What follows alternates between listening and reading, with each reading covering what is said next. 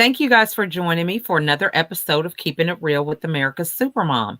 I am really excited about my next guest. I have Khieanne here with me, and we actually, I believe, got connected through LinkedIn, but we've been connected through Clubhouse and a number of other things. So, really excited to have her here today.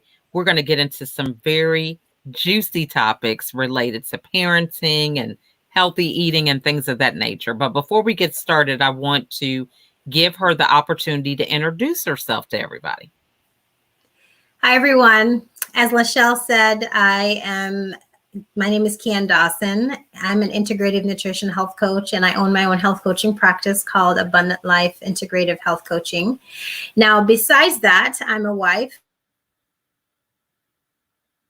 and a mom of three. They're all adults. My oldest is going to be 23. My second one's going to be 21, and my youngest is going to be 19. So we're all pretty big, all taller than me. I'm the shortest one out of the bunch. So, but that's me. Awesome. So I love the whole thing about wellness. I mean, right now, I'm just an avid fan of wellness, especially from the mental space. But talk to us about nutrition, for people now that are in this space of reevaluating, reflecting during this time. What are some things that we can start beginning to implement when it comes to nutrition wellness? Yes. So it's really about prioritizing and knowing what's most important to you as an individual. Mm-hmm. Every choice that we make determines our future in one way or another. And so if we begin to start making healthier choices with the foods that we choose to eat from day to day, we are really giving our future self a gift, truly, because even though, yes, we know we're all going to die someday, but wouldn't we want to have the best quality of life while we are alive? I personally do. And so one of the things I learned early on in my wellness journey is the things that I choose to put in my mouth on how I feel.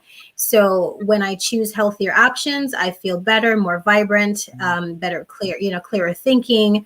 I have more energy to do the things that I love to do, and it makes a huge difference. And so I look at it as a gift more so than a point of deprivation, because when you come from the perspective of I can't have this or I can't have that, it makes you feel like a slave.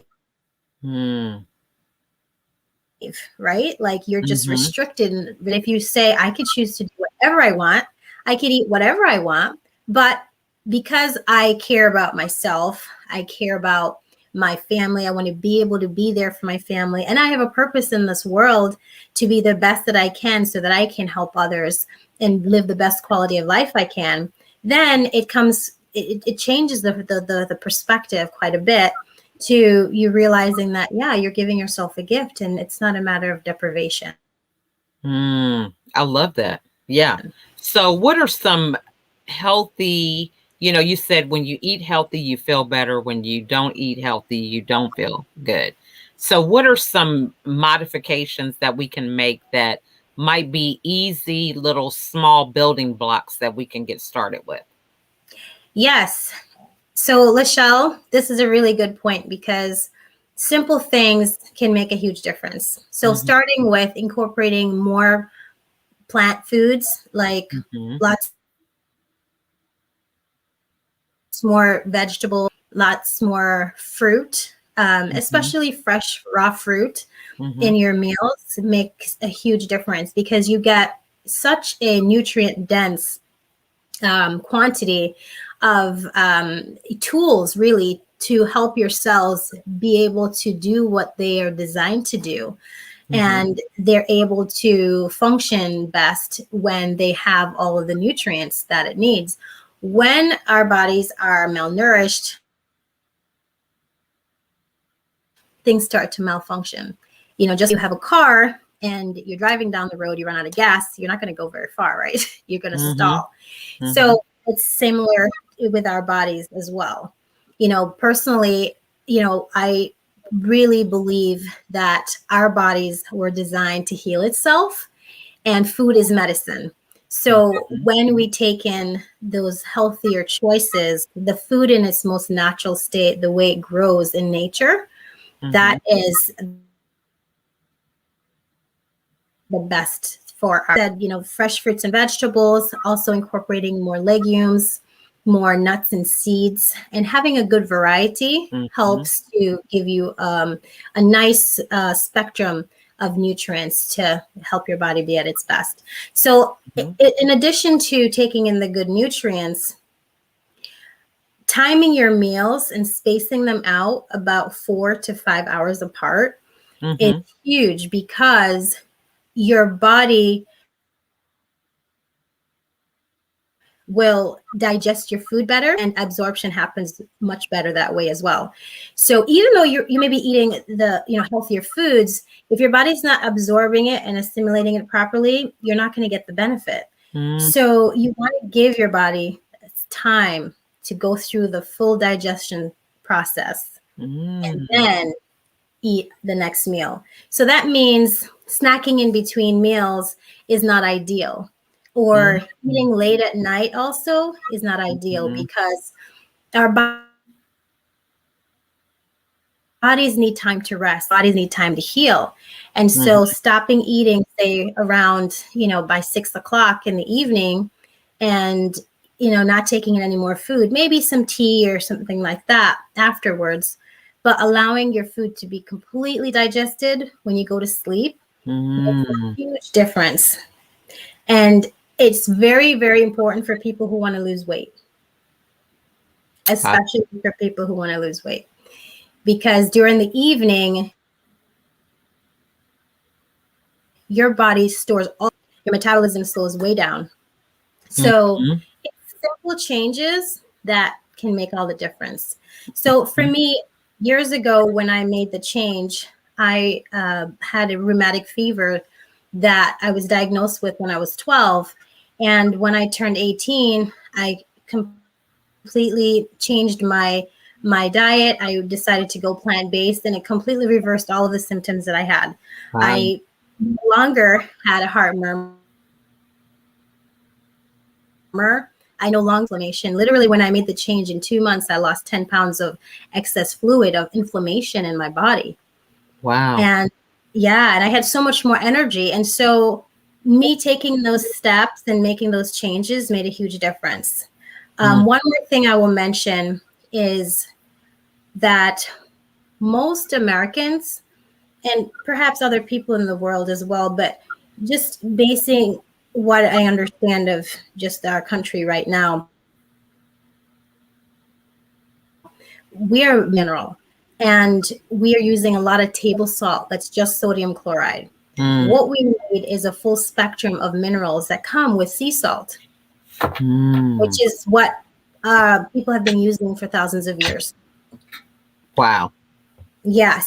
And the minerals that come with the sea salt help with so many metabolic processes in our bodies that when they are lacking, your body just can't do them. And there's result from it. So those are 3 things I would say. Incorporating more nutrient-dense plant foods, spacing out your meals well, and making sure that you have a good amount of minerals, and using pure sea salt instead of table salt. Those are some things that I found personally to be very helpful. Now, my next question is kind of similar. What about portion sizes? Because I noticed that, you go to some restaurants, you get a medium fry, and it's like, 7 fries. You go somewhere else and a medium is, 50 fries, so same thing with medium drinks or whatever. So what kind of things should we be mindful of when it comes to portions? One big indicator is, our body sends us signals all the time. Mm-hmm. And when we begin to pay attention and listen to the signals our body sends us, it's really to our benefit. Mm-hmm. So it's important to eat until just before you feel full. Mm-hmm. Leftovers are good. I know some people are very wary about not wanting leftovers, because I get it. Sometimes certain foods don't taste the same. Mm-hmm. However, you're better off eating it as leftover than stuffing yourself so full Mm-hmm. that your body becomes overloaded Mm-hmm. and it saps your energy just to process it. Mm-hmm. Okay. And when your body becomes overloaded with too much food, it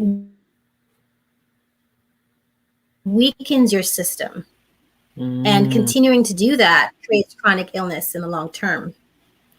So that's why it's so important to listen to those signals and just eat enough until you're comfortable, not Mm-hmm. stuffed, you know? Love that. So that's really an indicator as far as portions, and making sure that you're having a large amount of the raw and the cooked vegetables Mm-hmm.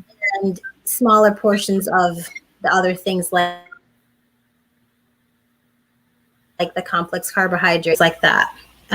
Those nutrient dense foods like the fresh vegetables and the cooked vegetables are super important. Love that. Now, so as an entrepreneur, what has this whole journey been like for you with your industry during the pandemic? What have you learned? Like, what things did you have to modify in order to keep your business afloat, or, changes that really helped you to move forward during the time of the pandemic?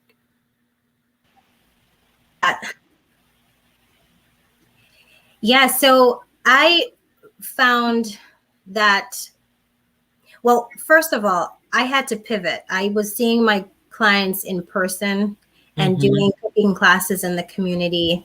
Mm-hmm. And I had to stop all of that when the pandemic hit last Mm-hmm. March. Mm-hmm. And I had to shift my coaching sessions to doing it virtually. So and my cooking classes also were on Zoom and still are. I Mm-hmm. decided to keep it all virtual.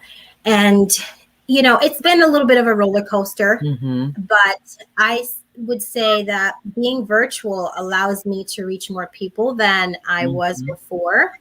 So I have had clients that were in Texas, that were in Canada, and other parts of the country that I may never have met or even had the Mm-hmm. opportunity to reach if not for me deciding to go online. And, Mm-hmm. I've been part of different groups and Facebook groups and met people through LinkedIn and then Clubhouse. That's how we met. Mm-hmm. And that has been really good as well. Mm-hmm. So I really had to look at it from the perspective of I will just need to shift what I need to do in my practice so that I can have a bigger impact. Have Mm-hmm. done other podcasts, been on other podcasts, and gotten my name out there and interacted with people in different Facebook groups and just meeting people in more of a virtual space a Mm-hmm. lot more than I do in person now, actually. Love that. So yeah, so it's just changed my way of meeting people and networking and Mm-hmm. joining networking groups that met through Zoom, that sort of thing. Mm-hmm. I love that because, there's somebody watching that feels like, well, I can't do it. Nothing is the same. And I'm older. I can't, start all over. So, what advice would you give them, if they're watching right now? I would say just take a moment to take a deep breath, first of all, because it can feel very overwhelming at first. And, I'm still learning. I still have a long way to go. It's still growing, still in the very beginning stages because I decided to go full time. Mm-hmm. Beginning of and so I was starting to build momentum and then boom things came to a halt. But I would say, knowing your why you're doing what you're doing, is that, a calling on your life. Like for me, I really believe that God has called me to do what I'm doing and helping, transform people's lives through health and wellness. And if you know why you're doing what you're doing, just take a moment and figure out to be able to accomplish that, to do what you do best and do what your calling is. And then just go step by step and just never give up. And sometimes you're going to feel like giving up. Truly, you will. But just sticking with it and continuing to move forward. And just like planting a garden, you plant the seeds and the plants don't get real big right away. It starts with a little sapling and then they grow and grow and grow. And then it gets bigger and bigger and then it produces fruit. So it's going to take time. And that's something that I'm learning. And I would say just, stick with it and just take the steps that you need to take to get where you need to be and never give up. Love that. I mean, that is just great advice, because so often we forget, we allow our emotions to control us, circumstances outside of us to control us. So I love that you mentioned that. And when you're starting with why and knowing who you are, what you bring to the table, it just makes it that much easier to transition. So loving the whole thing about the health, you're an entrepreneur. What has it been like during this time as a parent? You mentioned that a lot of your children are older. Are they all out of the house? What does that dynamic look like? Because so often people feel like, where their kids are going to be really having some rough times after this situation, be it socially, mentally, physically, emotionally. So tell us what you have learned as a parent during this time. Yes, I have learned a number of things. I have learned that sometimes it's best to give silent love and support, give hugs, do kind deeds, listen, and don't always try to fix everything.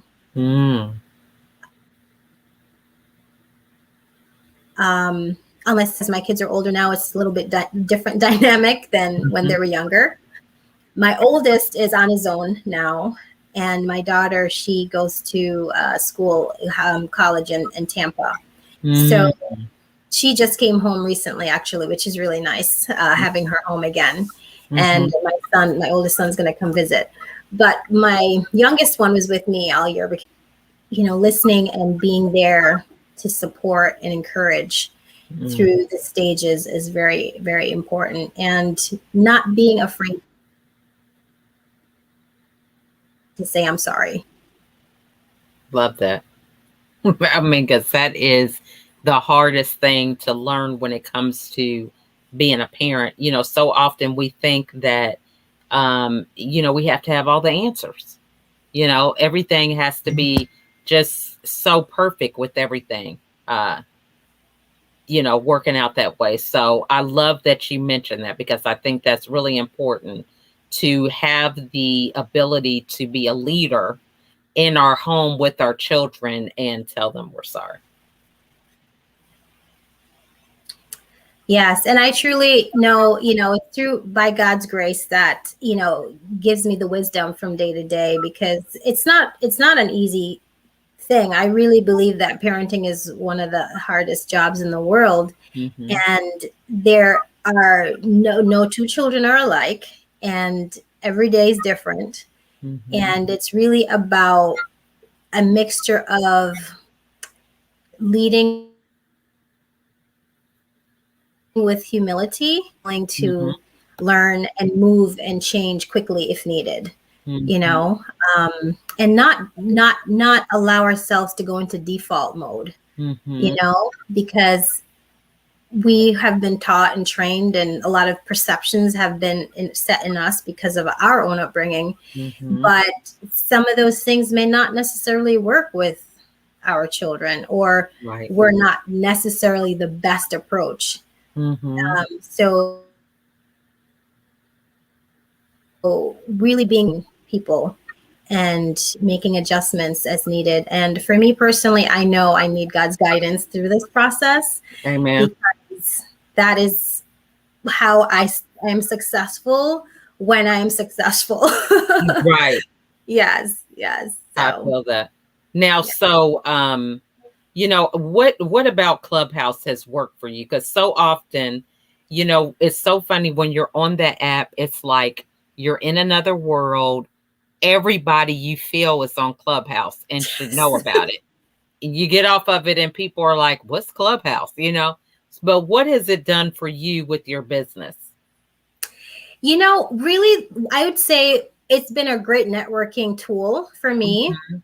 And I've been able to meet people that I probably would never have met Mhm. and listen to some really amazing conversations in some rooms, like Mhm. yours with your elephant strategy room. Oh. I have gotten so many gems from being there. And, Mhm. many other that I've been in. I was in a room with Les Brown and his son Mhm. once. Mhm. And I may never have even had that kind of association or even Mhm. had that opportunity to listen. And that's it's a social media type platform Mhm. where it's such an engaging type of a setting Mhm. than, without Clubhouse. So I just thought that I think that it's been a very helpful tool Mhm. for network accessing some great professionals with great knowledge from in their profession that are top in what they're doing, and Mhm. they're willing to share and have conversations with anyone basically Mhm. about what it is that they do. So, and myself and a couple other colleagues, we have a room in Clubhouse that we meet every Thursday at noon, Mhm. and we have people come in regulars, but it's starting to grow a little bit more of a following, and it takes some time. It I does. realize, yeah. It does, So because sometimes you could have, 50 people, 100, and then boom, the next day it's like 7 or whatever. So you just kind of never know. But this has just been some great, great points. Now, are you working on a book project? I have been working on a cookbook. Yes. Mm-hmm. So it's interesting. Oldest son, when he was about 2, was when I started writing this cookbook, and I just told you he's going to be 23 this year. So it's high time that I get this going. So I am working on reaching out to publishers to get a good sense of what I will need, and Mm-hmm. taking the steps and plotting out what I need to Mm-hmm. do and taking one step at a time, because I need to take pictures, make the recipe things, and get it so that it's ready to be published and printed. So I am looking forward to it because I have a growing list of people that say, when you get your cookbook published, I want one. Yes, I'm telling you, it's always good, And I mean, it's so crazy. I have so many cookbooks, and it's like not you don't even open them half the time. It's so crazy. That is true. I have a lot too.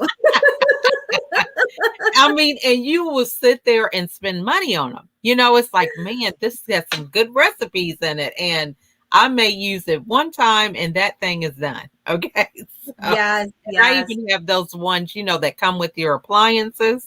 Uh-huh. Yeah. You So get those just start stacking up. so true, so true. So Yeah. this has just been a lot of fun. So what is the best way for the audience to get a hold of you?